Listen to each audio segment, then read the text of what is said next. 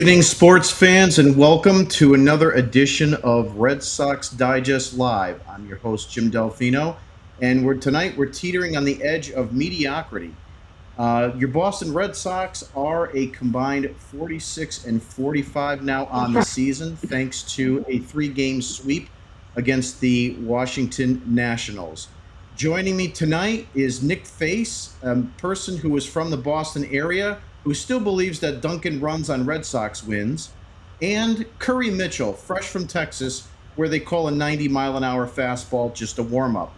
We got Trevor Story sending moonshots into the orbit, a bullpen that treats a closer like a choose-your-own-adventure, and managerial decisions so baffling they would stump Siri. So grab your caffeine. Nick, that's a nice latte for you. Curry, some sweet tea. Strap it in, and let's dissect this glorious clown car we call Red Sox baseball. How are you, gentlemen? I'm feeling good. They took care of what should have been done. They won 3 games. They swept the Nationals and fired their general manager and manager. How about that? Congratulations, Red Sox. You swept a team that stinks. Good job. Curry, your initial reactions. It's nice to come on here with an actual win. So far, I was 0-2. It's not a good feeling. But today, I'm happy. I told y'all last week, you got to take care of business against the Reds and the Nats going into the Rocky series. And, 5 out of 6, I'll take it. Yeah, absolutely. I mean, we talked about this quite a bit. This 9-game stretch with the Reds, the Nationals, and coming up soon to a theater near you, the Colorado Rockies at home, where we really needed to do some damage. 6-3 was probably the worst case scenario. We needed to be more like 7-2 or 8-1. I want to start off tonight talking about Ceddanne Rafaela. He went 3 for 4 with a bomb. But is this a breakout or just a blip? So he had himself pretty good a day, 3 for 4 with a 406-foot solo home run, I believe in the ninth, that left the bat at 109.7 miles an hour. It was his 11th home run of the season, and he now has a slash line of 264, 305, 458, and an OPS that's climbing now at 763. Over his last 5 games, he's hitting 316, 5 doubles, 2 homers, 4 RBIs, and a walk. We know the glove has always been elite, but the bat is finally starting to catch up. That said, his walk rate is still low. It's under 5%, and he's chasing like he's trying to swat flies in a hurricane. So he's producing, but are we buying it? My question to you guys is, are we finally seeing the Rafaela settle into a consistent offensive role? And if so, is he a long-term piece for this lineup, or is this just a hot streak against the Nationals team who stranded 15 runners and just fired their manager and GM? Nick Face, you first. I'm warming up to Rafaela being a mainstay here in this lineup. And it's not just about the National Series. It's been over the past month. He's been hitting over 300. His numbers have been climbing ever since it was kind of a tough start for him. I like the kid. I was very happy last season when they signed him to the contract. I thought it was a nice addition to their team. Sign him now, get him ready to go. I think the biggest question mark we've all tried our best to figure out is the long swing and adjustments being made. I'm very pleased with the adjustments that have been made. I don't want to see him go higher than 8 in a lineup, though. I don't. I like him where he is, 8 or 9. And let's be real, he's been one of the most consistent players for the past month for the Red Sox that they can count on. And that home run today was pretty crucial. That gave them a little bit more insurance tonight to get that sweep and get a nice victory against the Nationals. Because it was a nail biter today. That was not a very comfortable win whatsoever. No, not at all. Curry, your reaction to Ceddanne Rafaela, what are you seeing? What are your hopes? What do you think? Well, I was looking up.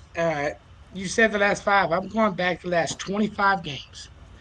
He's come to bat 87 times. He has 27 hits, 10 doubles. He's come across to score 15 of those times. This trend upwards has been happening over the last over month. So he's been ticking better. Yes, he's striking out still, but this is what only his second full year in the league. He's on a team friendly deal, which I think he has 5 more years or 6 more years left. Like Campbell on a team friendly deal, that opens up the pocketbooks if they actually choose to spend it.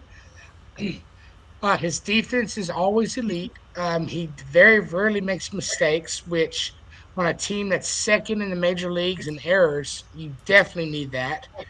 Um, and somebody said in our chat that I was thinking move him up because Connor Wong, but so they're like, why? It's working. It makes sense. He's batting ninth. He's knocking the brick.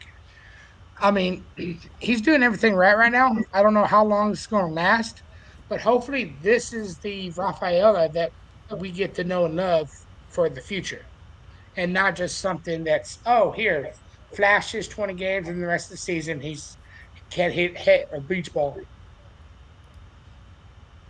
Yeah, you made some really good points there. One of the things about Rafaela was when we had Jackie Bradley Jr. on this team. Bradley was a defensive first type of outfielder, and you always kind of felt like whatever he gave you offensively was just icing on the cake. You didn't expect much. I mean, granted, he had some pretty elite home runs for us, especially in the playoffs, but you really didn't expect much out of him. You just kind of hoped that he wouldn't strike out, hopefully put the ball in play, maybe move some runners over. When Rafaela first came up, his defense was extremely elite. He obviously had to play center field and shortstop and some second base last season because of the Story injury. And one of the things that I said on some different podcasts and some Twitter spaces, when people were actually kind of down on him because of his offense, I kind of said, you know what, I'm going to give this kid a pass for his first year because he is a rookie. And at the same time, he's got to learn major league tendencies of batters in center field. Do I need to shade to the right, to the left? And then also do that with shortstop. How are players going to hit? Do I have to cover second? Are you covering second? And things like that. So there was a lot on him defensively. And I figured that whatever he gave us on an offensive standpoint would be better than nothing at all. Fast forward to earlier this season. We kind of saw a little bit of the same, but we did see that defense get a little tighter. Some of those rookie errors were not there. He's made some amazing catches in center field and has definitely saved a lot of runs. I don't know what his defensive runs saved are, but it's got to be up there, probably in the top 10 in the league in center field, easily. The other thing about that is that he quietly, over the last couple months, the bat has started to come alive a lot more. And to my other point with Jackie, a lot stronger, I think, than what Jackie was doing in terms of consistency. And I think it's kind of at that point now, when you look at Rafaela, I think he needs to maybe even be thought about bringing up in the lineup a little bit. I mean, today, I was kind of surprised he was still batting ninth, but what do you guys think about moving him up in the lineup? Do you think he's fine right where he is, or do you think he deserves to be moved up a little bit? I want to keep him where he is, Jim. I want to do this because I need more consistency. I worry, and I compare a lot with Jackie Bradley Jr. I do, because you see the elite glove and the streaky bat. If we can jump through that hurdle and adapt and get more production from Rafaela over a longer period of time, sure, I'll slot him up to 7. But I think anytime we're trying to raise the bar here for some of our players, I'm very concerned on the mental standpoint of a player. If they get slotted into the 2-hole or the leadoff hole or cleanup, it's going to go downhill. And we need more production to sustain what they're doing right now. And I like Rafaela where he is. Curry, your reaction to my points on Rafaela. Do you think he deserves to be brought up in the lineup, or are you happy keeping him right where he is? I'm happy keeping him right where he is because it's not like he's the only one hitting. Everybody's starting to, from the top of the lineup to the bottom of the lineup. If he's comfortable at the 9 spot, you don't need to move him, then don't move him. And to answer your question, he has 12 defensive runs saved, which is number 8 in the major leagues, behind, Wells, Quan, Armstrong, Horner, and Olson, and Straw, and Rodriguez. So he's up there in the top 10 on defensive runs saved in the major league right now. And I mean, with him coming alive in the bat, like I said, I made a joke earlier today. Con shouldn't be batting eighth, but also he's in there once every 4 days. Rafael is killing it at the 9 spot. There was a brief time earlier in the year and then you saw him to make a downward trend, and then went back to the 9 spot, and then now he's going right back up. So clearly, it's working for him. Just keep him there. Don't mess anything up right now. Your bats are coming alive. So y'all couldn't score anything in the first inning, and y'all were allowing up basket of balls in the first inning, and now it's the complete opposite. No one can score on you, and you are tearing cover off balls right now. So I don't stop broke. Yeah, a couple good points by both of you. I'm in your same camp. I'd like to keep Rafaela at the 9 hole, not just for his comfortability, but my point is that if you've got a guy that's putting out above average offense at the 9 hole, then theoretically your team should be pretty good offensively 1 through 9. It's kind of like Bill Miller winning a batting title in 03, right? Batting 9th. I mean, if you can't find a spot for him higher in the lineup, that means your lineup must be pretty damn good. And thanks for looking that up, Curry. Yeah, I figured he had to be in that top 10 defensive runs saved. So he's been a very good performer in 2025 for us, and very happy with what we see. Next thing I want to talk about, Garrett Crochet. So Crochet picked up his 9th win today. He now leads the MLB with 151 strikeouts. He went 5 innings. He gave up 2 runs, struck out 7. He is now the 4th pitcher in Red Sox history to hit 150 strikeouts before the All-Star break, joining Clemens, Pedro, and Chris Sale. But here's the red flag, guys. He's already at 120 innings pitched on the season in really what's considered his first full season as a starter. And the Sox are kind of treading a needle here, trying to win now without blowing out their best arm. My question for you guys, is it time to start managing his innings more carefully, or you do ride this hot hand and risk the crash later? And if he's your game 1 guy in October, how do you keep him fresh without punting games in July? Curry, let's start with you. I mean, today you look at his start. He went 5 innings, had 9 hits, and gave up 2 runs. That's a bad start for Garrett Crochet. If that's a bad start for him, give it to me every day of the week. And when it comes to managing him, I think that's the biggest thing with him is he's young. He's just had Tommy John a couple years ago, so he still has some growth to go. Early in the season, he had to be your warhorse. You didn't have anybody who could help him. You had Buehler struggling, Giolito struggling, Bayo wasn't back yet. Tanner Houck was, doing terrible. So you had to lean on him. But now you got Giolito coming around, Bayo's coming around. Houck in his rehab start, he looked really good again. Granted, it was against a 1A, I think, or double A, but he was he was not missing the strike zone on basic pitches. I mean, it's a good time now after the All-Star. These pitchers start starting to fall into place. You don't need him going 7, 8 innings every night. You could see his rain delay kind of threw off some stuff today. I mean, just quick stat. Giolito, his last 5 games, 3-0 with a .83 ERA, 30 strikeouts, 20 hits. You got a number 2 now who is clearly helping. So divide those hands while you can. Give Giolito a chance to keep making this push. Let they have a couple games in a row where he's only going 5, maybe 6. Keep his pitches limited.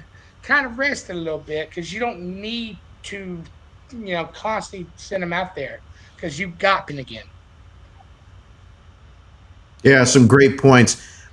Nick, your reaction to the Crochet question. What do you think the Red Sox should do? Continue to run him out there, watch his innings. Where do you stand? I was already concerned last week with the start that he put up. I already was looking at location and mechanics being off and needing to tinker. I mean, this was not a pretty start, and he got very lucky by... I was a little nervous. I think it was the second inning when the bases were loaded, right after that rain delay, and James Wood struck out. I mean, one pitch, that could have been a tie game. I like how he dug down deep to figure it out, but there is something that is not right now with Crochet. I mean, we're lucky this was the Nationals. We're very lucky because this could have completely went another way if you played the Blue Jays or another more star-studded team. I think right now you're looking at a guy who's laboring. And it's laboring because we're already at the 120 innings pitched here. I'm nervous on managing Crochet through the second half. I'm going to admit that right now. I am nervous about it because here's a guy that's never done it. And the Red Sox do not have a philosophy right now on how to get the best out of guys on this stage. The good thing here on Crochet is he is a bulldog. He is not Chris Sale as a toothpick. He is not. He is much more, I would say, big-boned, as politely as I need to say it. And I think that athleticism and bulldog style from him can push him over the top to be over 200 innings. I do think there's going to need to be some adjustments with the rotation after the All-Star break just to manage him a little bit. Today, I don't think Cora wanted to throw him over. I think he was at, 95 pitches, 96 pitches that he threw over 5 innings? You don't want that. I think Cora was probably hoping it was going to be about 80 and then give the game to, our bullpen. The reason Crochet's pitch count and innings cap is already exceeding the level it should be right now, again, is remember, it's our bullpen. It's just an absolute joke for the most part right now after Chapman. I mean, I was biting my nails today getting through Jordan Hicks trying to close this game today. And I can't stand the fact, and we'll probably get into this a little bit later, I do not want Aroldis Chapman traded. I'm going to put it on record right now unless I am blown out of the water with a move. I want this rumor to stop. I want people to focus on the win now mentality and figure out what that next piece is going to be. Yeah, totally. I'm in agreement with both of you as it relates to Crochet. Obviously, you want to be able to know that you can have at least one guy go out there each and every 5 games through one turn of the rotation and be able to go 6, 7, 8 innings, save your bullpen so that Cora can kind of manage accordingly, on the back end with your 4 and 5 starter so that, if they can't get through 5 innings or so and you have to mix and match, that you got your bulldog going the next night. The issue and the elephant in the room here, to your guy's point, is the fact that this is his first full season, his first full season that he will really go over his innings, and he's never been in this area before in terms of amount of innings pitched. And, you are going to have to worry a little bit about how he's responding since he's coming back from that surgery. I mean, let's not mistake, he's looked very, very good. But his last two outings, I mean, I put it on Twitter and some people kind of razzed me about it, but I think it's a serious thing to kind of watch moving forward through July, through these warm months, through August. And I think that if you have to maybe go into a six-man rotation at some point, maybe you have to look into that. The other part to Curry's point was if you are getting better, outings from guys like Giolito, if Buehler figured something out, I don't know. If Bayo can be a little bit more reliable and get deeper into games, maybe that allows Cora to look at a particular outing by, Crochet when we're up 6-1 in the sixth inning and get him out of there. I don't know. But we need to see that bullpen get a little bit stronger before you can have any kind of confidence in that. Go ahead, Nick. There's one more point we got to also remind ourselves of from today. Who was behind the plate? Who was catching? Connor Wong. And I was focusing a little bit on how much shaking off was getting done and adjustments that needed to be made. And that scared me too. I am at a point with Connor Wong. We need to either DFA him, figure out an option to get him back to Worcester. We need another option as a backup. Because another point, Navarez was in the game again today. Navarez looks like he's gassed right now. But you have to rely upon Navarez because Connor Wong can't do a damn thing. He can't. So that also plays into today's outing as well. Because I'm sure, I don't know the statistics and stuff like that, but Navarez has been the catcher for the majority of the starts for Crochet, and the amount of shaking off and not being on the same page today was an extreme factor on today's outing. That's a great point that you brought up, Nick. In fact, maybe one of us can research this for tomorrow's article or something, but I'd like to know what Crochet's record is in amount of pitches thrown when he's throwing to Connor Wong as opposed to Navarez. That's a really good point that you brought up. So definitely we got to look into that at some point within the next few hours. I do want to move on a little bit more because we touched on the bullpen. So Hicks got his first save since being traded for Rafael Devers, and it wasn't clean. He gave up a 2-out RBI single before getting Abrams to fly out. I think his ERA sits around 6.34, something like that, and his WHIP is about 151. Meanwhile, you've got Aroldis Chapman, who has a 129 ERA, a WHIP under 0.8, and has 15 saves for us. Question being, why is Hicks closing? And is this just about roles, matchups, or trying to justify some sort of trade that happened? So my question is Hicks the guy you want on the mound with a one-run lead in October? Or are we just hoping that it's command issues and the radar gun distracting us? And if Chapman's been this dominant, why didn't he close? Is it just matchups, or is there something else to read out of this? Nick, I'll start with you. Today was a matchup, and I was chatting in our chat that we have here, and I was not happy about it. Because it meant that we'd have to put our faith and trust into a guy that we just got who was pretty much our bargains by the bagful for Rafi Devers, Jordan Hicks. A failed starter who the Red Sox are trying to reinvent the wheel here by putting him in the bullpen and making him adjust and figure it out and putting him in high leverage situations. I'm not a fan of it. I'm not a fan. I like Hicks as a 6 or 7 guy. That's where he should be. I think today was a matchup thing, and Cora got very lucky because Cora was trying to once again outsmart and outmanage everybody in the ballpark and make a move today because the top of the order, the cream of the crop of those so scary Nationals were in the 8th inning. I don't care. Chapman is my closer. I am so sick and tired of the versatility. Put the guy in.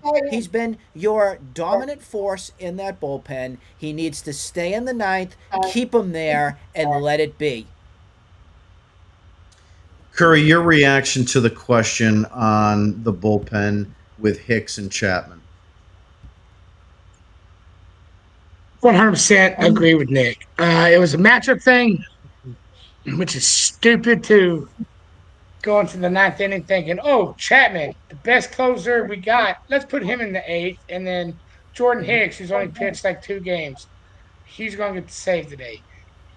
I understand the baseball savant or AI or whatever the crap you want to call it telling you that this needs is to what be you ripped got to up. do. But there was 100+ years of baseball that they made better decisions when I was, before I was even thought of. There's a time you take it and you'd be like, okay, it's telling me to do this. Okay, let's toss it in the trash today. Chapman's going to get the ninth. Let's put Jordan Hicks out there with the leash, with somebody else already getting ready to gear up. If it takes 2 relievers to get you through the eighth and Chapman shuts down the ninth, do it. But we should not be having to grip our chairs when Jordan Hicks gives up a RBI single and you're like, oh, crap. And then their best hitter, which is not many, is coming up. Like, if he doesn't get that out, this could be a whole different ballgame. And I could be 0-3 going into this podcast. Look, when it comes to Chapman. Look, here's my take on this. And again, it's obviously going to come from a side of being cynical. When I see the Red Sox do what they do today by having Chapman in the 8th and Hicks in the 9th, the first thing I start to think of is trade bait. And they are showcasing Jordan Hicks for the 9th inning to show that they could sell him as a closer, because everybody knows that Chapman can pitch the 9th. That's not a question. So that's the one thing I think of. The second thing I'm thinking of is, let's see if Hicks can pitch in the 9th, because we plan on trading Chapman, and Hicks will be our closer. So it's all coming from a position of, what are they going to do, and kind of like looking at it from a sarcasm standpoint, because I can't understand why you would have Hicks in his second or third outing of the year for the Red Sox closing games for you. I understand matchups are an important thing, and they're also important when you have a really strong, locked and loaded bullpen.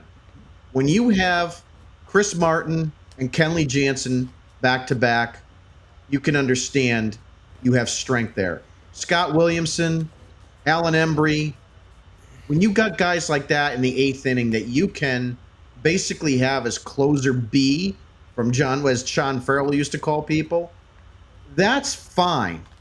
But when you're putting him out for his first save situation in an area where this wasn't a case where Chapman wasn't available and you had no other choice but to put Hicks out there, Chapman was available and he should be your 9th inning guy.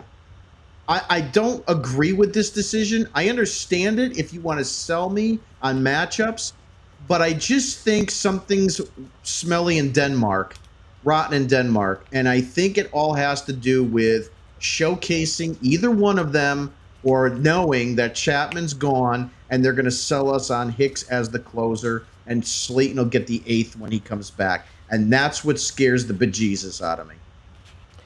Yep.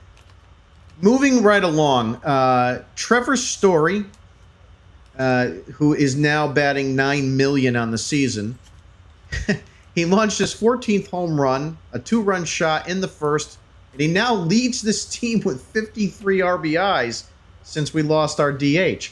He's hitting .252 on the season, has a .695 OPS if I have it right, but over his last 10 games, he's batting .385 with 12 RBIs and 2 bombs. He was an absolute nightmare for the opposition in June. Look, the glove's always been there, but the bat's been missing in action for most of the season. So is this a real turnaround or just another June and July mirage? My question to you guys is this the real Trevor Story finally showing up? And if it is, how much does it change the calculus for this lineup? Or are we just watching another hot streak and he's going to fade into oblivion when when we start getting into August and September? Nick, I'll start with you. I have a little note right here. My note is, it's a love story. It's a love note to Trevor Story. You know what it says? It says thank you. And I just wanted to say thank you because this is what we wanted. When it first started in April, when the numbers were hitting over 300 and it looked like we finally got the Trevor Story back from what we were hoping for when we signed the deal. Everybody was like, oh, comeback player of the year. Here he is. And then we went through May and it was atrocious. June started to get a little bit better, and as it got towards the end, we have seen a much more consistent Trevor Story that you can rely upon. The problem here is that it's streaky. This is a streak. I do not feel that this is a sustainable method of Trevor Story dominance.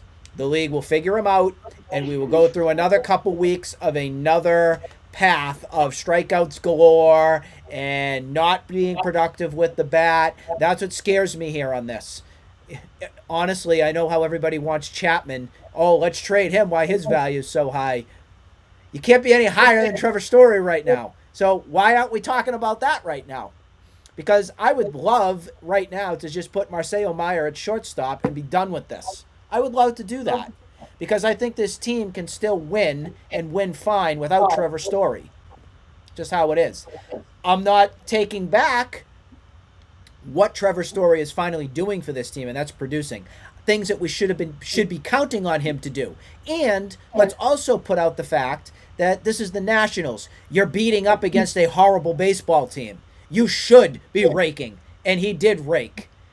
Today he did get another home run, but then we saw, what was it, 1 for 5 or 1 for 4 on the day, something like that. I mean, that's cool. I'm fine with that, but it's still, it's almost like up and down, up and down. It's like a roller coaster with Trevor Story, but I don't think this is sustainable. That's just my overall take.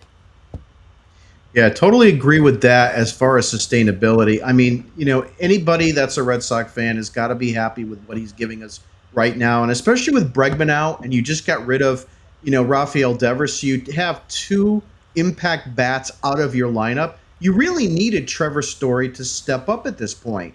I mean, if we were getting the Trevor Story of May, how many wins do we not have as a result of him being an offensive threat? So it's been very, very good. And the fact that he's a right-handed bat is so very important. And I think it's one of the reasons why we don't see Marcelo Mayer as the shortstop yet. And let's not forget, I, for one, too, I'll take the L. I wanted him off this team in May because it was an absolute train wreck what he was giving you. So while he is beating up on the bad teams like the Nationals, and to your point, Nick, he needs to do that. He's also been doing pretty well against other teams. But let's not change the fact that he still has trouble with the fastball. It's got to be off-speed pitches for him to really rake. And I'm not quite sure he can – I'd have to look at the stats, but I'd like to see what his swing and miss rate is on fastballs 95 and higher because I think it's still pretty high. Curry, what's your reaction on Trevor Story? Do you think he can sustain this for the season, or is this short-lived? I don't know if y'all are wrestling fans, but I believe in TS10. Signed him. I was excited. He was one of my favorite non-rarers. Granted, he's hitting at Rockies ballpark, which is just a great hitter's park.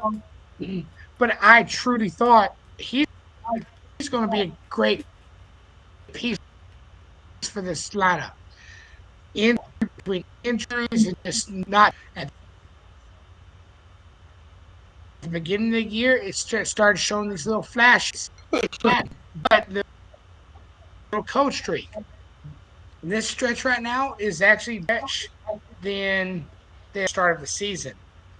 This stretch, if you obviously he's not going to go 6-12 and 5-13 the last two series every single series, but he's had 5, 6, 7 game win streaks throughout the last month and a half, and then that ends. But he's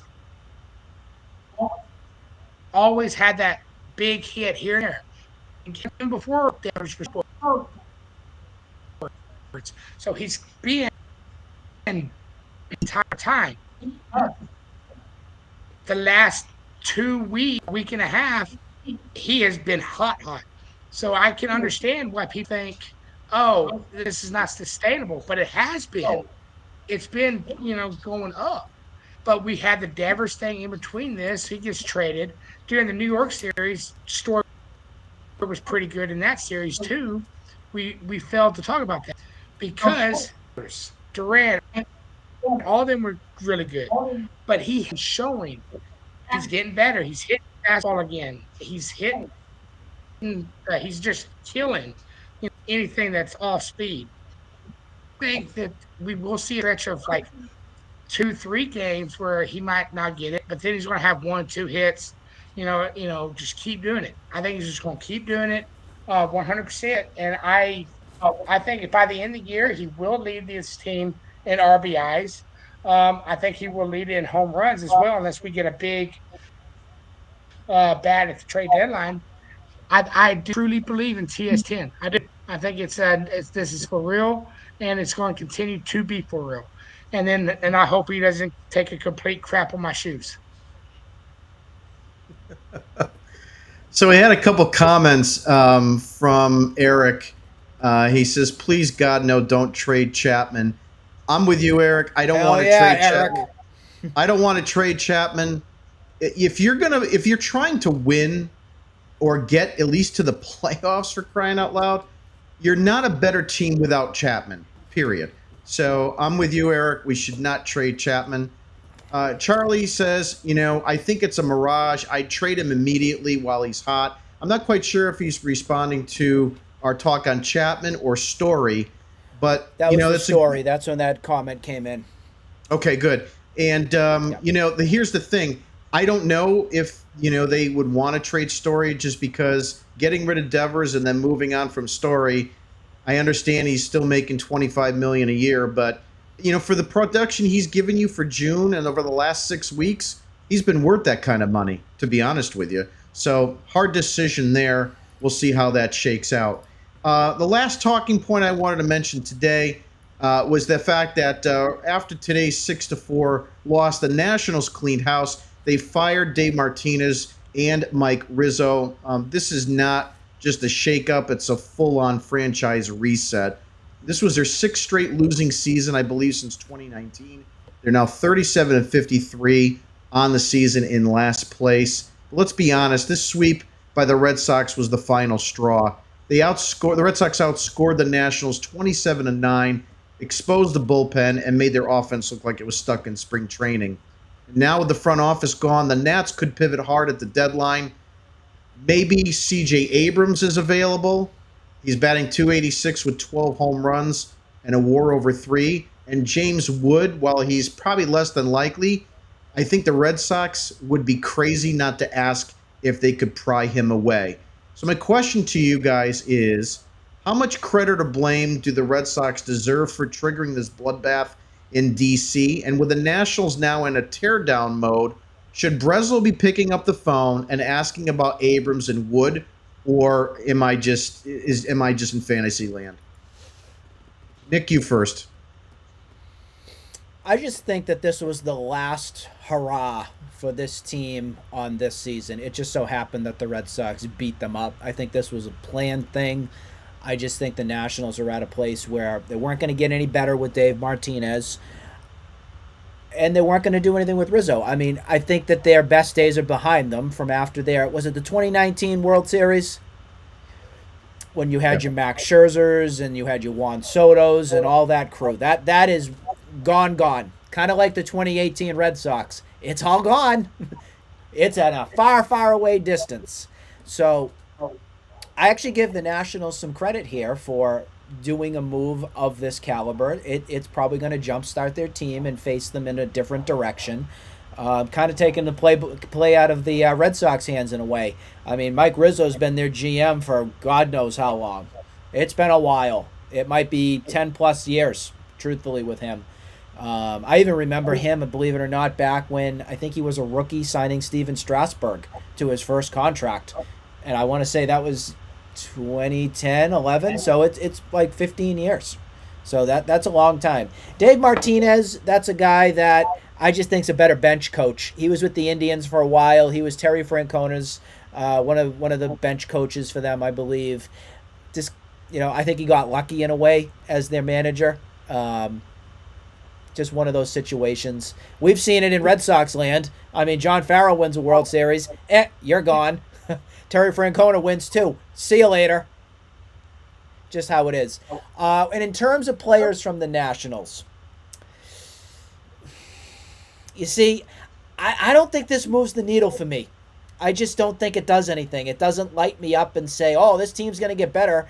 I don't think the Nationals are going to change James Wood. That's their identity right now. I don't think they're going to do that unless they're blown out of the way. And Abrams, to me, is just another guy. I think he's having a good season, but I just don't see it moving the needle for this team. So you could pick up the phone and call, as you should with every single team. See what's out there. See what they want. Totally. I mean, I'm open for business for whatever, but I think I need to be smart with the moves that are made. Nothing lights me up from the Nationals. Yeah, I totally agree in a lot of what you said. I'm not so much an Abrams fan. Wood does intrigue me a little bit, so we'll see how that goes. I do want to wrap up pretty quickly here, but I just want to touch base because we've got Colorado coming in tomorrow. Just going over the matchups first, we have Richard Fitz. He will go against Austin Gombar tomorrow night at 7:10. Then we have on Tuesday Brian Bayo to face Kyle Freeland. And in the final game of the series, it will be Lucas Giolito against Antonio Senzatala, however you pronounce that. He is 3-12 on the season with a 6.57 ERA. Freeland is 1-9 with a 5.49, and Austin Gombar 0-1 with a 5.49 as well. Starting with you, Curry, what are your takes for the Colorado series? What are your expectations? The only game that worries me is the Dick Fitz game. Just because I still don't know what he's going to do after coming back from his rehabs and stuff. The last game wasn't that great. If we get the Dick Fitz that, we had at the beginning of the year who couldn't get any runs to help him, and if he starts getting runs to help him, it's going to be great. But that's the only game I'm kind of worried about. I think our bats will kill all the Rockies pitching, but if Fitz can give us 5 innings, giving up 3 runs, I think we have a good shot. Bayo, I think Bayo's going to be fine, and Giolito's just killing it right now. So I think I'm going to say we take 2 out of 3 just to be safe, but I have a feeling we're getting a sweep. I think it's going to be a sweep. Nick, your final thoughts on the Colorado series? One word. Sweep. Yeah. If you don't even talk to me. If you don't, wave the flag, because there is no business whatsoever with your team that you've assembled to lose 1 game to the Rockies. You should annihilate this team, especially at your home ballpark after a very long, that wasn't that long actually, after a road trip.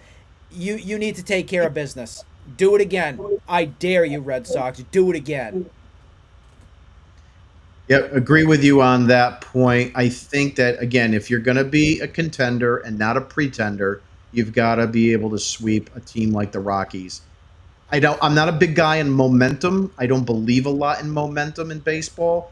But if I had to right now say that I believed in it, this is the time, because everybody's got to be feeling pretty good coming into Washington, sweeping them, and then coming home for 3 against the Rockies. You should be salivating as a Red Sox fan, and they need to come through and they need to sweep. You throw 6 on the board right then and there in the win column, back to back, and you're really starting to, set the table here for the second half of the season. Absolutely. That's going to wrap it up for today. I'd like to thank. Go ahead, Curry. I was going to say, and we got the Rays series coming up, which this year we've almost dominated the series with them.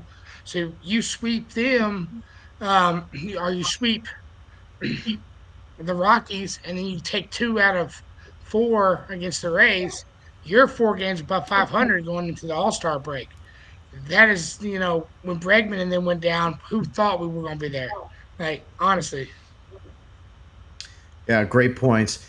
That's going to do it for today. I'm going to wrap this up. I'd like to thank Nick Face and Curry Mitchell for being on with me. We'll see you tomorrow night after the game for our next episode.